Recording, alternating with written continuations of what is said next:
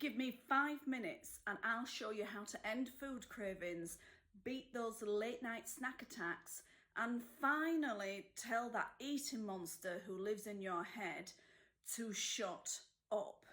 If you've been fighting with your eating monster for many years now, that mental battle that's so exhausting, that mental battle with food that just torments you day in, day out, then let's change that. Put in the comments below, shut up, and I'll send you over some free training to beat that emotional eating monster.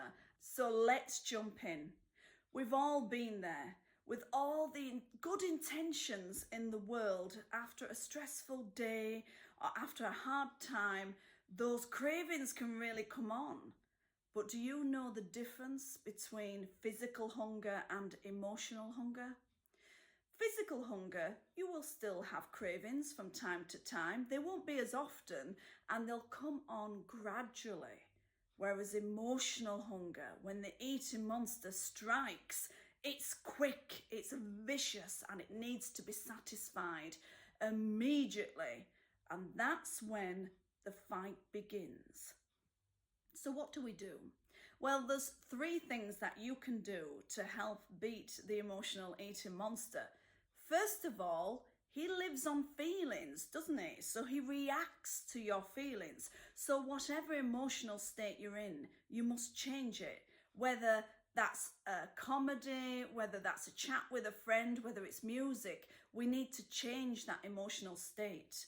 Then also, we need to change our action. So let me ask you this. Is it your hands or your mouth that needs to be busy? There's a question for you to think about. Usually it's one or the other, and you can take a different action. And then we've got to change our environment, our perspective.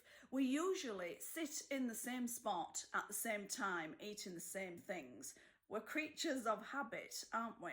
So move seats, move rooms, change how the brain sees that environment, and you'll find the cravings beginning to disappear. Now, don't get me wrong, these strategies are great for interrupting the pattern of emotional eating, but it doesn't get rid of the emotional eating monster, because the emotional eating monster is a program in your mind, just like a program on a computer or an app running on your phone. He's there all the time, just running in the background.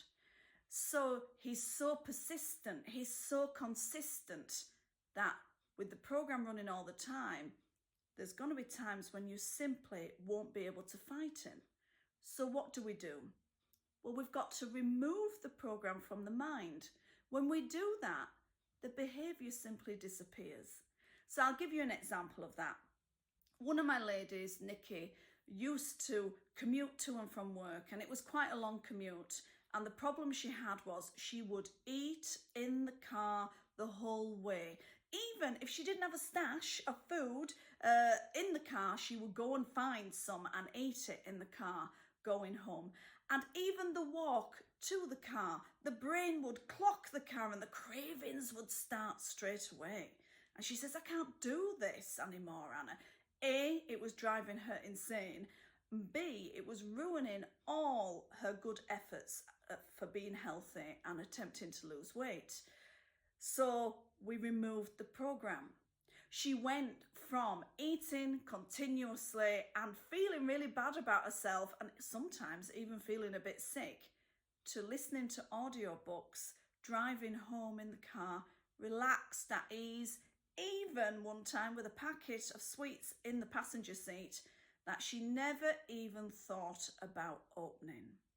Now, if you're ready to tell your eating monster to shut up and do one, then just post shut up in the comments below and I'll send you the free training over to you in Messenger. I hope you're very well. I hope it really helps you.